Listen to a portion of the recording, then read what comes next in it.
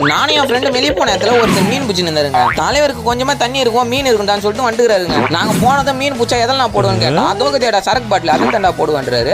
சொல்லி வாயமுள்ள பட்டுன்னு ஒரு மீனை பிடிச்சிட்டாருங்க. இந்த மாதிரி கொஞ்சமா தண்ணி இருக்கிற இடத்தெல்லாம் மீன் சரியா பிடிக்கலாங்க. பாத்தியா குறவை தூக்கி போட்டுங்கிறாரு பூச்சி. சரின்னு என் ஃப்ரெண்டு அதை தூக்கி பாட்டில் போடலான்டான்னு சொல்லிட்டு பிடிக்க போனாங்க. குறவை மீனை பொறுத்த வரைக்கும் வளவழப்பு அதிகமா இருக்குங்க. அதனாலேயே என் ஃப்ரெண்டு பிடிக்க போனா பார்த்தா எகிரி ஓடுது. எப்படியோ பல போராட்டங்களுக்கு அப்புறம் பிடிச்சிட்டாங்க. பக்கத்துல அந்த ஒரு பையன் என்ன ஆச்சு ஏதாச்சுன்னு தெரியல. இந்த கிரேட் கரிகாலர் மேஜிக் ஷோன்னு சொல்லிட்டு பிடிச்சிட்டாங்க. எப்படின்ற கதையை நான் ஷாக் ஆயிட்டேங்க. போனா மாதிரி மேல மேஜிக் ஷோ கரிகாலம் எப்படா நீ வருவா மறுபடியும் போட்டாரு போடுறா குறவை. சரி இந்த மீனை எப்படா வச்சுக்கிறதுன்னு கேட்டா அதோரா போய் தண்ணி மொன்னு வரன்னு சொல்லிட்டு சரக்கு பாட்டில் தூக்கின்னு போட்டாங்க. டேடை சீக்கிரம் வாடா பாக்குறவங்க ஏன்னா தப்பா நினைக்க போறாங்கன்னு சொல்லிட்டு இன்னும் வந்துட்டாங்க. சரி பாட்டில மீனை போடுறான்னு சொன்னா கீழே போட்டாங்க. அடே ஏடா மீனை கூட போட தெரியலடா ஒய்யால அப்படின்னு சொன்ன பிறகு அதுக்கப்புறம் உள்ள போட்டான். அந்த மீன் துள்ளாத மனமும் துள்ளுன்ற கதையே துள்ளுது. இந்த துள்ளெல்லாம் இன்னும் கொஞ்ச நேரம் தான். அதுக்கப்புறம் வயித்துல இருப்பீங்க மேடம்.